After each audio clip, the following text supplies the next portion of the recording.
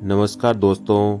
आज की कहानी एक ऐसे नेक इंसान की कहानी है तो दूसरों के गुनाहों के बोझ को कम करता था, लेकिन लोग उसे ही गुनहगार समझते थे। आखिर क्या है इसके पीछे की हकीकत?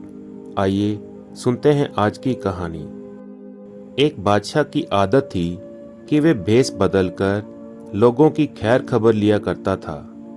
एक दिन वे अपने वजीर के साथ गुजरते हुए शहर के किनारे पर पहुंचा तो देखा कि एक आदमी गिरा पड़ा हुआ है।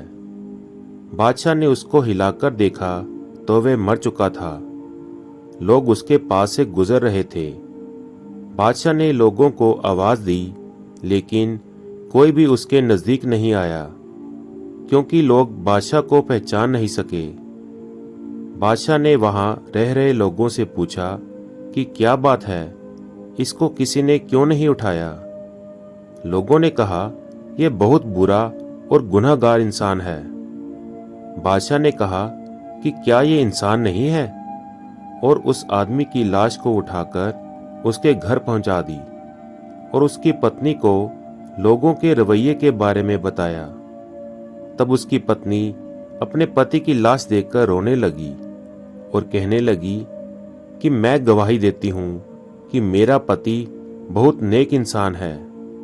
इस बात पर बादशाह को बड़ा ताज्जुब हुआ और वह कहने लगा कि यह कैसे हो सकता है? लोग तो इसकी बुराई कर रहे थे, और तो और इसकी लाश को हाथ तक लगाने को भी तैयार नहीं थे। तब उसकी बीवी ने कहा कि मुझे भी लोगों से यही उम्मीद थी। दरअसल हकीकत यह है कि मेरा पति हर रोज शहर के शराब खाने में जाता, शराब खरीदता और घर लाकर नालियों में डाल देता और कहता कि चलो कुछ तो गुनाहों का बोझ इंसानों से हल्का हुआ।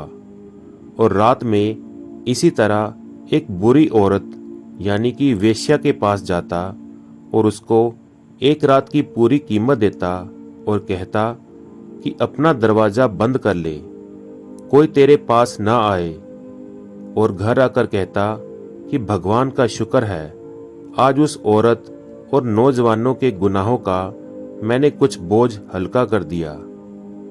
लोग उसको उन जगहों पर जाता हुआ देखते थे तो मैं अपने पति से कहती कि याद रखो, जिस दिन तुम मर गए लोग तुम्हें नहलाने तक नहीं आएंगे और ना ही तुम्हारी अर्थी को कंधा देने आएंगे।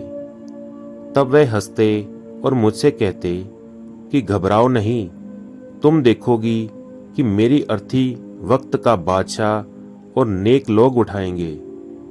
ये सुनकर बादशाह रो पड़ा और कहने लगा कि मैं ही बादशाह हूँ और कल हम इसको नहलाएंगे और इसकी अर्थी को कंधा देंगे और इसका दाह संस्कार भी करवाएंगे। आज हम बाहर जो कुछ भी देखकर या दूसरों से कुछ सुनकर अहम फैसले कर बैठते हैं, अगर हम दूसरों के दिलों के भेद जान जाएं तो हमारी ज़बानें गूंगी हो जाएं। किसी को गलत समझने से पहले देख लिया करें कि वे ऐसा है भी कि नहीं, और हमारे सही या गलत कहने से सही गलत नहीं हो जाएगा और जो गलत है वो सही नहीं हो जाएगा।